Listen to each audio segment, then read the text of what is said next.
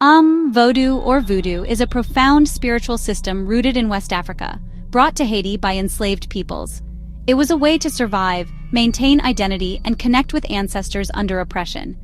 The zombie in voodoo is not a flesh-eating monster, but a victim, a soulless body enslaved by a sorcerer, or this figure symbolizes the ultimate horror of slavery, the loss of self and will, even after death. The fear was not of being eaten, but of being eternally enslaved. Zombies in early stories were enchanted servants, not apocalyptic threats. The myth reflected Haiti's history of bondage and the struggle for spiritual freedom. It was feared for stealing a person's essence, not for raising armies of the dead. The original zombie is a product of trauma and resistance, not mindless horror. To understand the zombie, you must understand Haiti's spiritual landscape and the power of voodoo.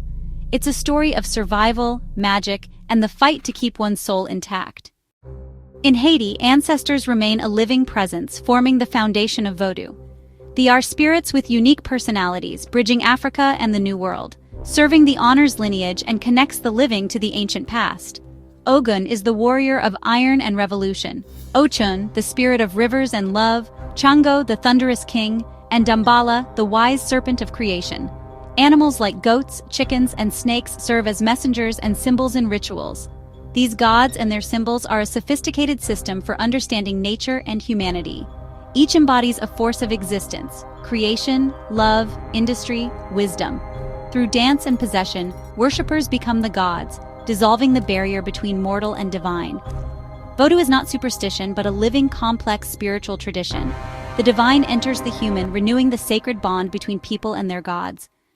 African spiritual traditions are part of a vast, interconnected web of ancient knowledge. The Bible and esoteric traditions recognize Africa, especially Ethiopia and Egypt, as centers of wisdom.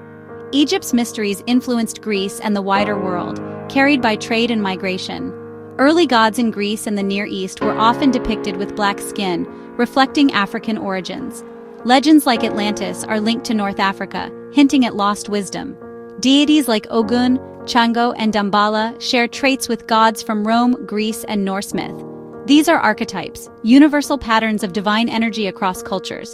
Conquest fractured this shared spiritual world as empires imposed new religions. The burning of the Library of Alexandria symbolized the loss of this pluralistic knowledge. Our spiritual heritage is more interconnected than modern narratives suggest. Myths are living stories of struggle, loss, and rebirth. Tales like Wagner's and the Irish Tuatha De Danann echo the fall of old orders. Shared histories of oppression forged bonds between African liberation movements and global revolutionaries. Figures like Gaddafi, the IRA, and Cuban fighters found common cause in anti-colonial struggles. The murder of Patrice Lumumba became a symbol of stolen futures. For many in the diaspora, ancestral traditions became a source of strength and identity. Reviving voodoo and other rites is not nostalgia, but resistance and healing.